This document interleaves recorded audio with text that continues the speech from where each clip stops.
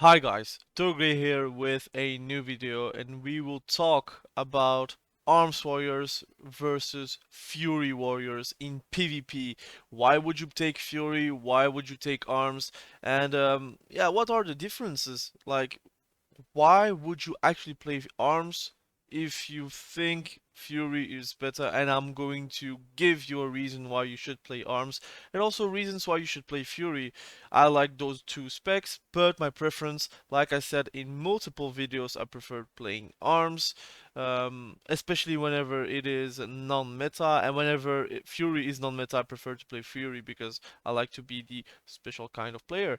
But let's talk right away. I'm on my warrior and I'm currently spec'd arms. I'm going to give you now the reasons why you should play arms instead of fury, for example. Arms warrior is the utility warrior spec. It has loads of damage. You have loads of possibilities to actually disrupt the enemy team, but also help your team survive CC, survive damage, and to be honest, be a poison to the enemy team. You also are a very good counters for melee DPS. So whenever you're playing versus a Frost DK, whenever you're playing versus a Retribution Paladin, versus a Arms or Fury Warrior or a Rogue, anything, your Die by the Sword will be more useful than Enraged Regeneration. Also, it doesn't is not affected by dampening, if I may say so. Like whenever you parry a attack, it doesn't get reduced by dampening. But enraged regeneration, if you want to heal yourself, problem is in twos it gets dampened very hard, and in threes sometimes you don't really have the time to do bloodthirst, so you will have to get in danger to actually heal yourself. But it also gets reduced by healing reducing abilities, like for example mortal strike, like mortal wounds in general, and close to every class has that, except a lot of hybrids don't have that, except for monks. um, and really, Fury Warriors, they are susceptible to damage 4 versus melee DPS, because again you cannot really run away whenever you're pressing regeneration. You want to actually heal yourself with bloodthirst or bloodbath if you are in recklessness, so you don't really have a lot of possibilities there. Although for arms warriors you can really press die by the sword and keep on going versus melees, because you know that your damage, they are not going to apply any physical melee damage to you. Of course, they can still do Shell Streak, for example, or do magic damage as an Unholy DK, or Demon Hunter with Eye Beam, for example. There are still loads of possibilities to do damage versus you, but you will still be more safe than whenever you're playing with a Fury Warrior. I would say a lot of reasons that you can play Arms Warriors. They have a lot more Covenant viable switches that you can make. Like for example, an Arms Warrior, they can play Kyrian, they can play Necrolord. I also saw some Venthyr ones in twos, which is actually very strong versus specific specs. Like for example, if you're playing versus a Retribution Paladin or a Holy Paladin or whatever, it is actually useful to have shadow damage, because shadow damage, it will go through and it will not be reduced by armor, for example. You can also play Night Fae, although I don't think it's very viable, nor for Fury, nor for Arms. But if you want to like one-shot people, why not? But really, you have three great specs, which the two are the most meta, and the third one, I would say in twos, it is actually viable to play. So you have Kyrian and you have Necrolord. Necrolord is very good if you're playing with a Retribution Paladin, and Kyrian is very good whenever you're playing everything outside of Kyrian, like a Paladin, for example. So if you're playing with a Enhancement Shaman, or you're playing with a caster, you want to peel people, like for example Elemental Shaman, or you're playing with a BM Hunter, you're doing KFC. I think Kyrian is way more viable because you can really peel your BM, but also yourself away from the danger. And Necrolord, still a staple for Arms Warrior. Like for example, Fury Warriors, they don't have that much choice.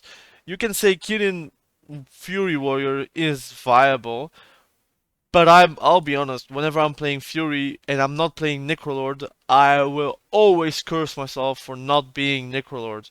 I still think that Necrolord Fury is the way to go because your enraged buff is a lot more useful, a lot more I would say it is more needed for you to actually perform.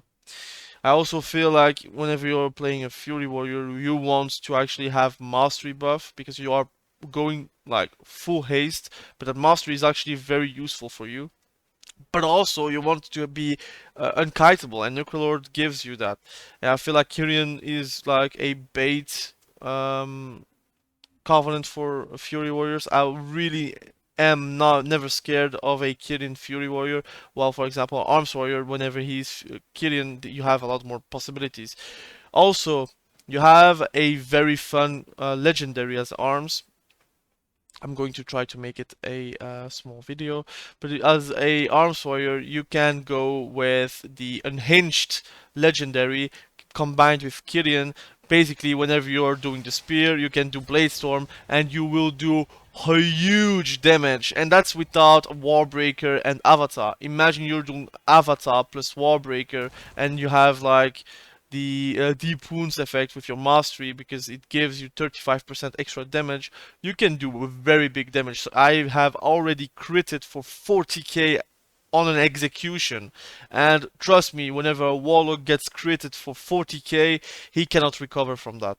So that's a very good spec that you can play. I already made a guide about it, so you can watch it at the end of the video. You will see the guide pop up, so please check it out if you want to play Arms. I play Arms Warrior Kyrian, and also the guide is based around Kyrian with this legendary. But the next part is also very interesting on Arms Warriors.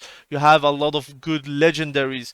You are not tied to the Tormented Kings legendary to do a lot of good things. Like for example, Signet of Kings is pretty much bis for Fury Warriors. You can say that the Maker of, I don't know what it's called. Where is it?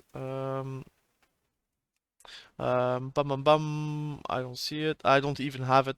Deathmaker is biz for you guys, but it is really not. It is a bait and switch. You really want something else as Fury Warriors. You want to have a lot of Blade Storms, a lot of Recklessness, a lot of Avatars, because those are the things that makes you actually deal a lot of damage, a lot of consistent damage, because you always are in Recklessness, always on Avatar, or always Blade Storming. And Blade Storm does a lot of damage on Fury.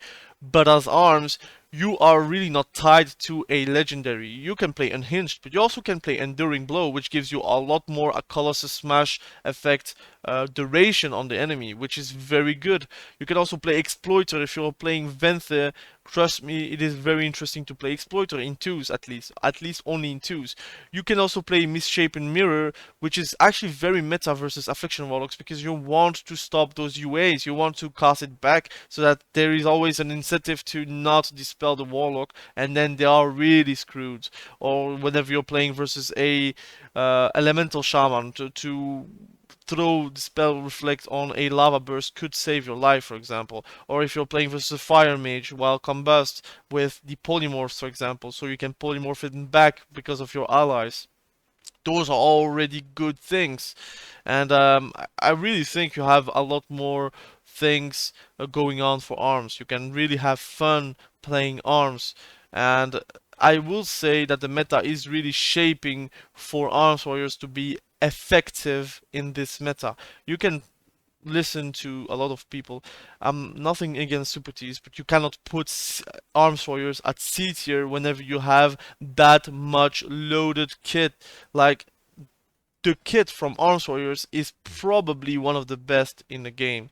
You have Warburner, which gives you a reduced CC duration on a 1.5 minute cooldown. That could save you versus a rogue mage. That could save you versus a lot of jungle cleaves or a lot of setup cleaves. Like setup comps will detest you because you are playing Warbanner. Or you can play Warbringer with double time versus a Warlock and then just make his life miserable because he cannot kite you. It is already super hard to kite a warrior, but Warbringer with double time in trees is very good. Sometimes I'm not playing Stormbolt in trees anymore, because I like to be sticky. Also, you can play Disarm versus Frost DK, so they cannot deal anything to you. You can play Master and Commander versus a rogue that is shadowy dueling you or your ally. You can save him by rallying cry your ally. It gives you 46% extra health, which is noticeable if you're going with the conduit, for example. You can play duel, which is also a very good not conduit, let's say, PvP talent that you can play versus a lot of cleaves. Like for example, spell cleaves. If you're playing versus an affliction warlock and you're dueling him, your allies could be saved because of it, because the healer can then dispel it himself or your ally and like get a reduced damage on UA dispel, for example. You can play Death Sentence as a Vente Arms Warriors and really have that stickiness extra with double time that can be equally very good. You can also play Storm and of Destruction, which is very good with Unhinged, so you have the Spear of Bastion aligned with Blade Storm. You have loads of things. Also, Demolition, very good versus Affliction Warlocks in twos, because they will need to stop it, so you can just do Spell Reflection, Demolition versus the Dark Pact, and you can just remove it in an instant. It is very good. So you have a lot of things going on as Arms Warriors. So now let's talk about Fury. So whenever you are going Fury, first and foremost, you need to know you are an Unleashed Conan like character. You're going in, you're always going to fight the enemy head on. It will never stop, you will never stop. It is actually a very good spec that you can run. It is God tier or 8 A plus tier. On my tier list it is A plus in the overall, and probably God tier if you're seeing at the melees only. It is actually a very good spec. And let me say, it is also a very fun spec. If you're playing Necrolord, you're going to feel like a powerful Colossus for 15 seconds. You are unstoppable. You will do a lot of damage. Your tier set is kinda busted. They need to nerf it because Raging Blow has a 20% chance to grant you Recklessness for 3 seconds, which is also the type of Recklessness that actually provoke the reckless abandon, which gives you crushing blows, and crushing blows makes you charge on the enemy for no CD, so it is very strong. This makes the Fury Warrior actually very annoying to play versus. If you wanna destroy casters, if you want to destroy some teams as a Fury Warrior, it is possible. You can also have fun by playing, of course, double time with Warbringer because you have the PvP talent spot for Warbringer. You also play Slaughterhouse, which gives you a 40% healing reduction on Rampage whenever you're stacking it 2 times. So 2 Rampages gives you 40% reduced healing, which is pretty sick because you can have it all the time. At, at least as long as you are in melee versus your enemy. You also have Enduring Rage, which is also very replaceable for any other PvP talent that you actually can play. Master and Commander, I still sometimes play it versus Rogue Mage. You can also play Blood Rage, which makes you actually unrootable. You can also play Barbarian if you really wish, although I don't play that. You can play Blood Battle Trance if you really wish, although I don't play that. Death Wish is very fun for RBGs, very fun for BGs in general. You can be really annoying and really one-shotty with it.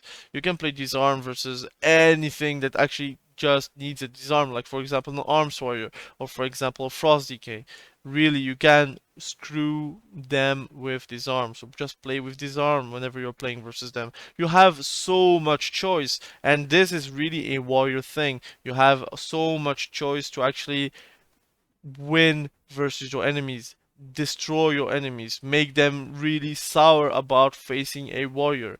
So the differences between Arms and Fury, Arms is more bursty in my opinion because you are going for the spear goes. You're going to give Avatar and Warbreaker together to do like 40k executions, for example, or even 20k non-crit mortal strikes, which does happen. You can also do a lot of burst damage because of the conduit, which gives you mortal strike effect. Your mortal strike sometimes double the damage. So sometimes you will crit 20k, 20k, and it is ridiculous the amount of damage you can have as an Arms Warrior. But the same as Fury Warrior. Fury Warrior are consistent, always bursting versus you. Is the burst higher than Arms Warrior? I would say it is less, but it is more consistent. You will have it more often. It is definitely a lot easier to play Fury. Fury, you only have like Raging Blow and Rampage to take care about, and also Execute, because execute sometimes does a lot of damage. Bloodthirst is really your filler ability. You don't really need to press it on the go. You can press it whenever you feel like you need that healing or you need that extra oomph whenever you are out of CDs. Sometimes you can just whirlwind to just cleave the enemy team really easily. Your Bladestorm does a lot of damage. Your Necrolord is an easy ability to press. You don't really need to uh, hit the target with a spear, for example. Sometimes your spear, you can miss your spear and then you have like basically no covenant. But I really feel like if you want to have fun with warriors and you want some complexity with warriors, you can just go arms. Arms has so many PvP talents that can actually help your team and also defeat the enemy team. So I hope you guys understand the differences between arms and fury. I will put some gameplay here and there if I feel like I have enough gameplay for you guys. And yeah, I hope you enjoyed that video and you see a bit more clear why Arms Warriors is fascinating to play. So thank you for watching this video. My camera is doing super weird and lucky. So thank you for watching the video. I really appreciate you. Thank you for subscribing to the channel. If you subscribe to the channel, you know that you will see a lot of PvP content from me, discussion videos, tier list videos, guides, whatever you can see and feel from PvP, you will have it on this channel. I have also a Twitch channel, so please subscribe or follow the Twitch channel on the link below. Also, you will see very soon more videos from me. Also, I will try to make a montage video and we will see each other very soon. Bye.